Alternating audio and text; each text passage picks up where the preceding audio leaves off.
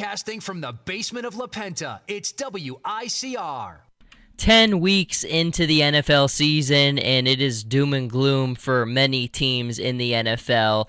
Welcome back to the Sports Vault, everyone. Jersey Joe Archino back here, and I think obviously the doom and gloom has really set in more for the Packers now than it has been in a long time, and it's one of those things where everyone has an opinion on what's going wrong. Why is there so many problems there with Green Bay? What's the center issue here? And like most things in sports, I don't think that you can really point your finger at one thing. I think it's kind of a culmination of a lot of things. Is it the head coach? Is it the defense? Is it the injuries? Is it Aaron Rodgers? What is it? And I think largely it is a combination of a lot of those things. But at 4-5 for the Packers this season, I mean, when you have the combination of head coach, quarterback like they do, that's one of those things where that can't happen. And I heard this interesting segment and take by Colin Cowherd where he basically said right now that he would take Marcus Mariota over Aaron Rodgers, and obviously the Titans really thrashed the Packers this past weekend, and if you looked at that game, I think, and if you look at how well Marcus Mariota has played this season, I think that was an easy game to choose the Titans to win, but a lot of people nonetheless kind of looked at it as a desperation game for the Packers, on the road, still tough, but went with him, and I just think right now, I'm in Colin Cowherd's corner. You can't go against Marcus Mariota right now when it comes to that. And look, there have been a lot of players who have come out and have talked about how, some of them, they had problems with the way Aaron Rodgers has led. Sometimes he can be a little bit of a diva in the locker room. And I think a lot of those things you're kind of seeing now. There's a disconnect with this Packers team. Now, is it their quarterback? What is it? I don't know what that is, but I think you certainly do have to put blame on Aaron Rodgers' shoulders, and I think he's been one of those players where because he won that Super Bowl and because after that he put up such gaudy numbers, it was very difficult to put criticism on him. He almost had an invisible shield that protected him from any criticism.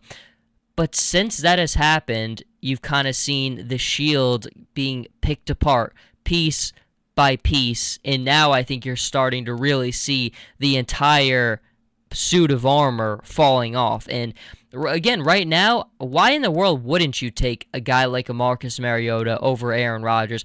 You've got a young kid like that who's so mobile, who throws the ball really well down the field, who sees the game very well. I mean, when you compare the numbers between Marcus Mariota and Aaron Rodgers this season, there's really not a big difference at all, except for where the teams stand right now. The Packers at 4-5, Titans at 5-5.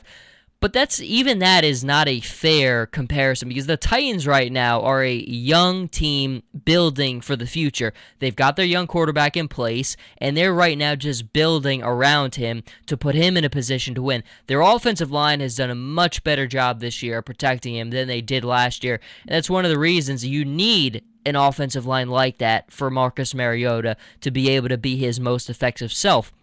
Now, the Packers haven't had the greatest offensive line play in front of Aaron Rodgers this year, but nonetheless, there is a dramatic difference between the young Titans who are learning how to win and the Green Bay Packers who have a lot of veterans on their team, have won the biggest prize imaginable, and for them to be at 4-5 and for the Titans to be at 5-5, I think right there tells you that there are worlds apart right now. And again, Marcus Mariota, I give you his numbers right now. 21 touchdowns for him on the season, only 8 interceptions. You go across the pond to Aaron Rodgers, it's similar. 22 touchdowns, 7 interceptions, which, again, they're not bad numbers, but the numbers are not equating to the wins right now. And I think even you look at another comparison like the Indianapolis Colts, Andrew Luck has put together tremendous numbers this season. But the one thing about Andrew Luck still is his team around him is a complete mess. I mean, from GM to the head coach to the talent around him, he really is in a situation where he's in a worse off spot than either Aaron Rodgers or Marcus Mariota. But I think you really see with Luck and with Mariota is no one's ever out there questioning their leadership. No one's ever out there putting any of the blame on their shoulders, and I think Marcus is a little different from that conversation, but in the one with Luck and with Aaron Rodgers, the two of them do have a very interesting way to compare. And I think largely it really is the demeanor. I mean, we've seen Rodgers come out there and he's famous for, relax, relax. But it's past the point of relaxing, because when you've been anointed this almost infallible quarterback who can't take criticism, I think it's one of those things where there's a problem there and there's an issue. And when you're at 4-5, and again, you have to also take into account that the Packers have a lot of issues on their hands right now. But to solely deflect any of it off of Aaron Rodgers, I just don't think that's fair. And look, I think to think that you ship off Mike McCarthy and then you bring in someone else and it all returns back to normal, I just don't think that happens, because we have seen the decline. It has not just been this year. It has been a slippery slope.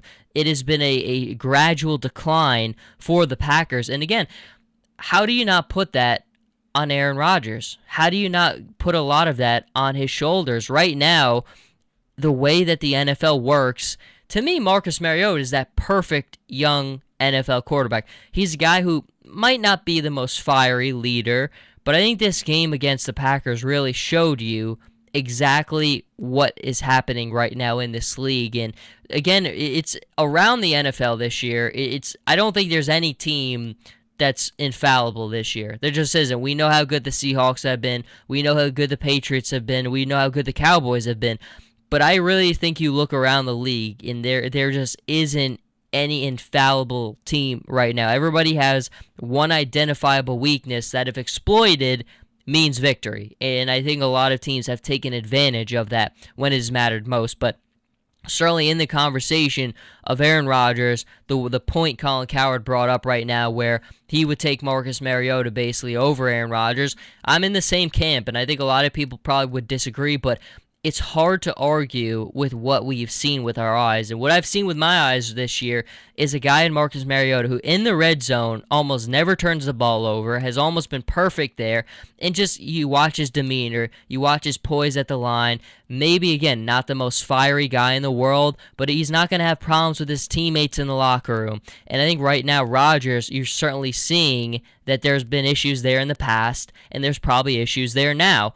But more than anything, the correction for the Packers, I still don't think it is. I mean, most likely Mike McCarthy might not be there. He might, because the Packers are a very stable organization. They don't overreact to things, and he's shown the ability to win and win big. And if he was removed from that job, he'd get another head coaching gig in a second. But I think largely with the Packers, there's a lot of things at play here, but Aaron Rodgers is one of the biggest of all. That is it for this segment, everyone. Thank you for listening. You can follow me on Twitter at Joe Archino and on Instagram, Jersey_Joe_Archino, and I'll catch everybody in the next segment.